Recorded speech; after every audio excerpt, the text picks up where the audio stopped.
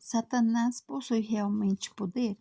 Fique claro desde o início que o maligno, o demônio, é indubitavelmente poderoso. Basta pensar que São João, em sua primeira carta, afirma que o mundo todo jaz sobre o poder do maligno. Nós sabemos que somos de Deus, ao passo que o mundo inteiro está sob o poder do maligno. 1 João 5,19. Por nada menos que 2 vezes Jesus chama Satanás de o maligno, chefe deste mundo. E agora, o julgamento deste mundo, agora o chefe deste mundo vai ser expulso. João 12,31. Quando ele, o Paráclito, vier, acusará o mundo em relação ao pecado, a justiça e o julgamento. E quando ao julgamento, o chefe deste mundo já está condenado. João 16, 8, 11. Na segunda carta aos Coríntios, São Paulo o chama Deus deste mundo.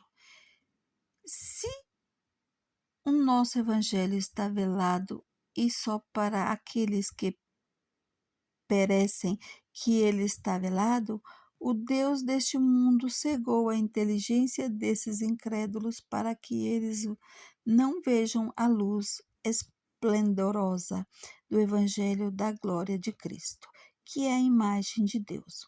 Segundo Coríntios, capítulo 4, de 3 a 4.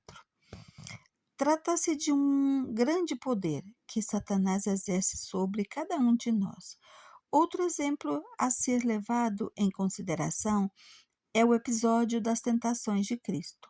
O diabo, na segunda tentação, oferece a Jesus todo o reino da terra, dizendo-lhe: Eu te darei todo este poder e a riqueza deste reino, pois a mim é quem foram dados, e eu os posso dar a quem eu quiser. Portanto, se te prostrares diante de mim, tudo será teu. Lucas 4, capítulo 4, de 6 a 7. Diante dessa proposta, Jesus não replica como seria de se esperar. Considerando Satanás um embusteiro e recordando-lhe que todos os reinos da terra são de seu pai, Jesus responde, ao invés com uma frase da Sagrada Escritura. Está escrito: adorarás o Senhor teu Deus, e só a ele prestarás culto. Lucas, capítulo 4, 8. Deste comportamento de Jesus, deduz-se que o demônio pode efetivamente fazer também promessas humanas, nas quais muitos homens vêm a cair. Quantos se prostram perante Satanás por amor à ambição, por amor ao poder, prostram-se para obter estes bens humanos e terrenos que, ao invés, já foram dados ao homem, a fim de que faças dele um bom uso em favor de seus irmãos. Nos tempos em que vivemos, o mundo leigo, herdeiro do iluminismo, do racionalismo e da propagação do ateísmo, tendo a afastar os homens da fé, principalmente na velha Europa, em países como a Itália, a Espanha, a França, a Austrália, a Irlanda e assim por diante, nos quais a fé vai enfraquecendo. O homem de todas as épocas percebe a insuficiência das coisas humanas e tem, portanto, necessidade de Deus. Todavia, no momento em que é afastado de Deus, busca outro ponto de apoio e é, então, impelido para a superstição, para o espiritismo, para as seitas satânicas e, em geral, para tudo aquilo que definimos como ocultismo. E, quando matemático, o fato de que, quando cala a fé, aumenta a superstição. Parece ser justamente O mundo leigo que, despojado de pontos de referência, se aproxima da magia, do oculto, das mais diversas formas de religiosidade ou diretamente do próprio demônio. Todavia, o problema de fundo permanece como sendo o baixíssimo nível de fé nesse povo quebradiço. Ao abandonar a fé, o homem se lança com frequência no mundo do ocultismo, um mundo perigoso para a psique humana, uma vez que numerosos distúrbios psíquicos dependem justamente da frequência desse tipo de práticas, mas perigoso também porque pode abrir a porta a males de caráter danoso. Não ocorre, portanto, que nos dias de hoje Satanás tenha poder maior e simplesmente o homem que, com estas suas atitudes de aproximação do oculto, concede ao demônio um âmbito maior em relação ao passado. Quem é Satanás? Antes de tudo, é preciso deixar bem claro que Satanás é um anjo criado bom, mas que se rebelou contra Deus e afastou-se dele, construindo por si mesmo o inferno. Este, que também fique claro, não foi criado por Deus, não estando sequer em suas previsões originárias. É importante esses conceitos da origem do inferno, a qual é devido exclusivamente a Satanás e a sua livre escolha, feita ao discordar da harmonia da obra divina. Em certo sentido, o demônio tornou-se o antideus, aquele que combate os planos do Senhor, porque se rebelou por primeiro, repudiou a obediência e o desígnio que Deus tinha sobre ele.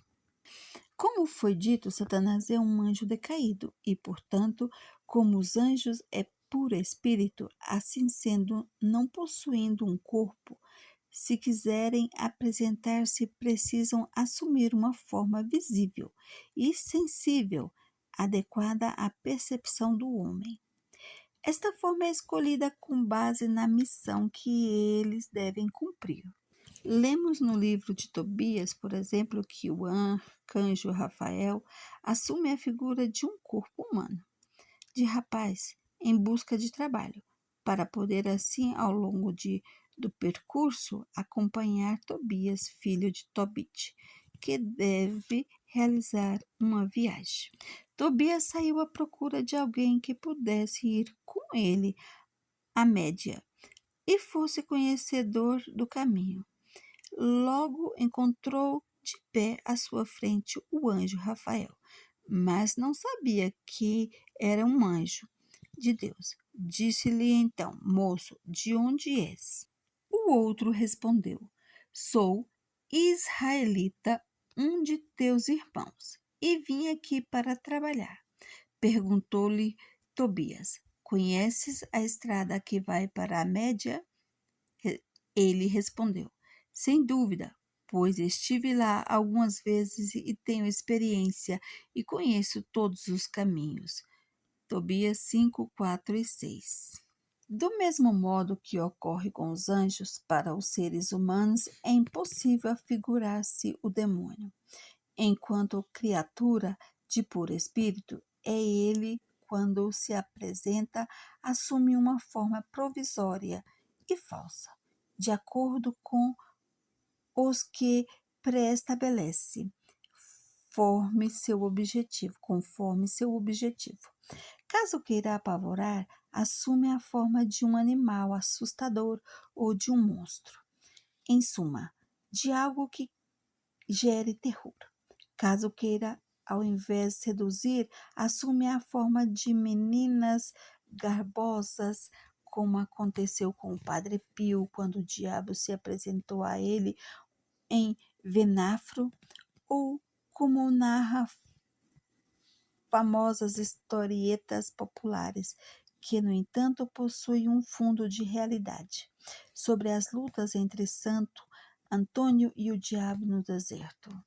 A este ponto já se respondeu a clássica pergunta sobre a existência de um diabo com chifres, cabeça de bode, cauda, casco, unhas e asas de morcego, conforme as apresentações literárias e populares. Evidentemente, todas são formadas falsas, que, no entanto, possuem o poder simbólico de representar quase uma figura humana decaída até o estado animal, com traços animalescos que mostram de maneira facilmente compreensível a corrupção e a degradação produzidas pelo pecado.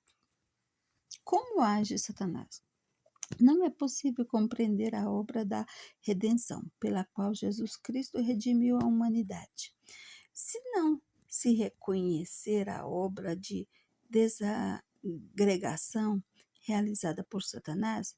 Não sem motivo, um dos nomes com os quais se identifica é diabo, que em grego significa aquilo que divide, que arremessa para o outro lado. Tendo Satanás se afastado de Deus, tende a afastar dele também as outras criaturas, arrastando para o inferno quantas almas puder, para que sigam suas pegadas e acabem por sofrer a mesma punição que ele. Conforme já sublinhado, ele rebelou-se por primeiro e, portanto, encontra-se na situação de rebelde, em busca de rebeldes que, como ele, assumam uma postura de oposição a Deus. O esforço do demônio está em agir de tal modo que toda a criação se rebele contra seu Criador. O demônio está sempre ativo e continuará sua obra até a parousia, isto é, até o retorno de Cristo no final dos tempos. A sua atividade é dupla, uma que definimos como extraordinária e outra que denominamos ordinária. A atividade extraordinária, da qual trataremos mais amplamente a seguir, é certamente mais rara, muito embora sempre possuída e exercida pelo demônio, e é aquela que consiste em buscar males maléficos ou até mesmo a possessão. A atividade ordinária, que ninguém jamais negou, nem colocou em discussão, é a de tentador, segundo a qual precisamente tenta o homem ao mal. É preciso ter em mente que o diabo é tremendamente monótono em suas tentações, e quando o interroguei a este propósito, ele confirmou sua monotonia, mas também acrescentou que, independentemente dela, nós homens sempre caímos em suas ciladas. O esforço maior do demônio consiste, pois, na pura e simples tentação, tentação à qual todos nós estamos sujeitos, a tal ponto que também Jesus Cristo, encarnando-se e tornando-se verdadeiro homem como nós, em tudo semelhante a nós, exceto no pecado, como explica a carta aos Hebreus, aceitou submeter-se às tentações de Satanás. Por isso, devia fazer-se em tudo semelhante aos irmãos, para se tornar um sumo sacerdote, misericordioso e digno de confiança nas coisas que concernem a Deus, a fim de expiar os pecados do povo, pois, tendo ele próprio sofrido ao ser tentado, é capaz de socorrer os que agora sofrem a tentação. Hebreus 2, 17. Os demônios. Os demônios são servos do maligno, anjos que o seguiram em sua queda do paraíso. São muitíssimos também para eles, como para os anjos, vigora uma hierarquia. Sabemos que para os anjos o chefe é São Miguel, arcanjo, ao passo que para os demônios o chefe é indicado também pela Bíblia com vários nomes, que acredito sejam sinônimos, como por exemplo Satanás e Beelzebul, Lucifer, ao invés, não é um nome estritamente bíblico e, segundo a nossa experiência em exorcismo, é um diabo diferente de Satanás, enquanto para alguns também este seria um sinônimo. Os demônios são, portanto, hierarquicamente dependentes e obedecem a uma estrita hierarquia, tal como ocorre em todas as máfias e bando de malfeitores, guiada pelo medo e pela opressão, e não pelo amor, como ocorre com os anjos. Os poderes dos demônios são todos aqueles que se adequarem ao desenvolvimento de seu encargo, que consiste em tentar o homem para o mal, separando-o de Deus, destruindo desse modo seus planos.